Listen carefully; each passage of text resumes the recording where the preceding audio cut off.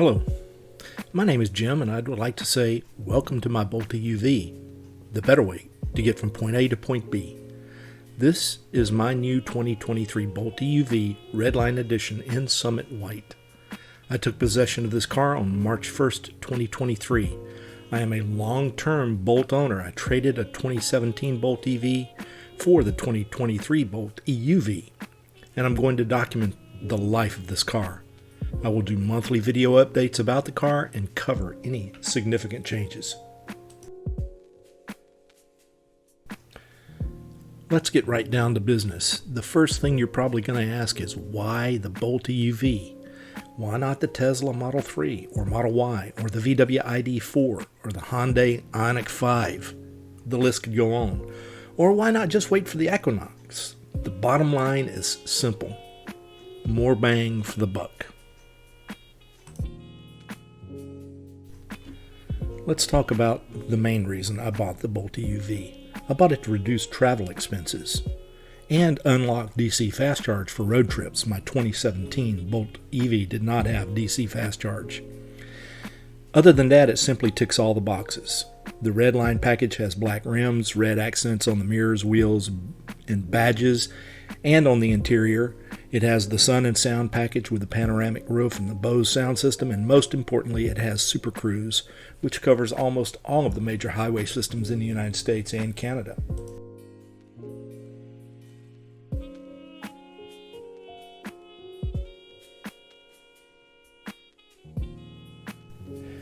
Let's chat about Supercruise for just a minute. You might ask, does it work well? And what are the technologies and concepts behind Supercruise? I will just say that it works okay. I would not compare it directly to the $15,000 Tesla option for auto drive, but it works okay on highways, and it reduces driver fatigue, and it is just as safe as the Tesla system. It will not allow you to read while you drive or watch movies, and right now it's limited to about 220,000 miles of highways, including most interstate highways and some secondary four-lane systems here in the U.S. On our recent 1,500-mile trip to and from the mountains, I found it to be very useful, and it was very good at reducing driver fatigue. Well, what about charging? Level 2, DC fast charge. First and foremost, I want to make sure that everybody understands that DC fast charge is not level 3 charging. If you hear the term level 3, just know they're talking about DC fast charge, but I digress, and I'll go into that in more detail in a future video. Level 2 charging can be done at home with the 32 amp charger that is provided with the vehicle. GM currently pays to have an outlet installed in your home if your house has the capacity to accept a 50 amp breaker. This charger will add between 7 and 8 kilowatt hours to your car per hour, which is more than adequate for charging overnight. For a completely empty battery, this will fill you to 100% in about 8 hours. Most of the time, you'll only want to charge to about 80 or 85%, and it will not be below 40% when you start. For me, I charge between midnight and 5 o'clock in the morning, and my average charge is about $1.80 to give me about 110 miles of range. The national average is about $3.60 per gallon, and this means my car is getting about 220 miles per gallon equivalent the way I charge it overnight on the level 2 charger.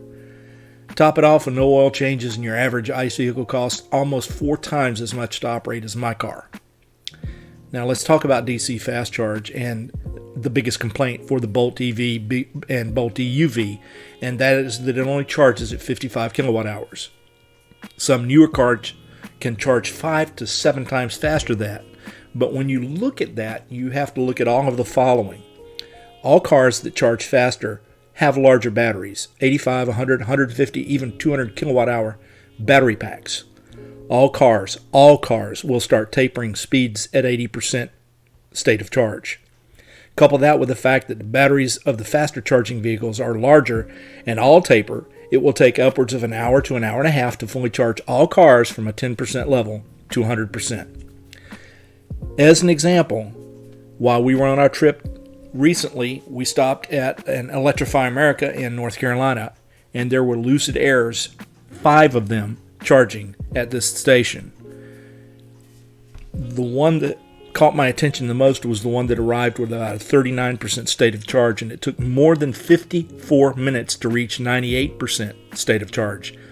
In that same 54 minutes, I added about 27 kilowatt hours and took my car from 26% state of charge to 82% state of charge. And that's where we'll go next. We'll talk about my trip.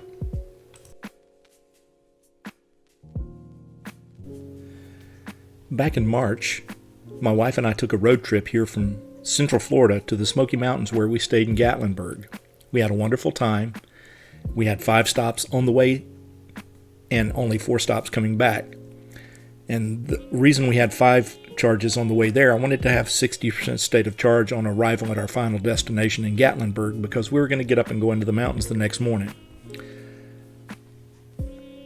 The trip to the mountains, we had about 166 kilowatt hours added to the car, and the total time for that was about 4 hours, and 2 stops were combined with eating, so there was no true time added to the trip for those stops, so we would have stopped to eat anyway. On the way home, we had 4 stops for a total of 144 kilowatt hours added to the car, and the total time we spent there was about 3.5 hours.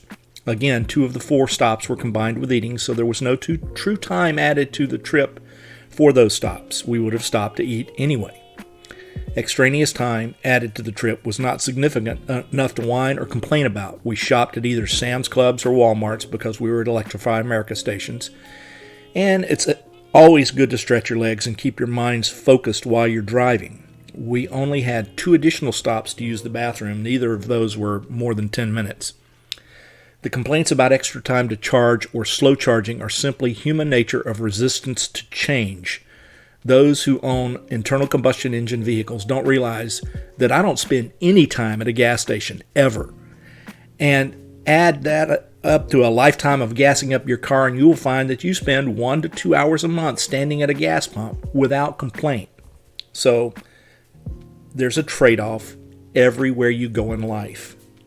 Electric cars are the new normal. They're coming. You might as well get used to them.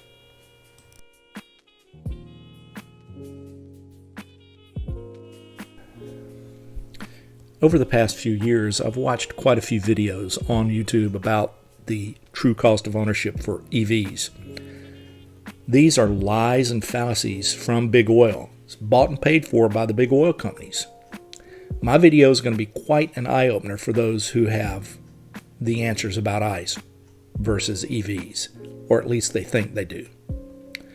So, in the meantime, I would like for you to subscribe, share, comment, and like, and please hit the notification bell if you want to know about future content. I appreciate you stopping by, and I look forward to seeing you again in the future.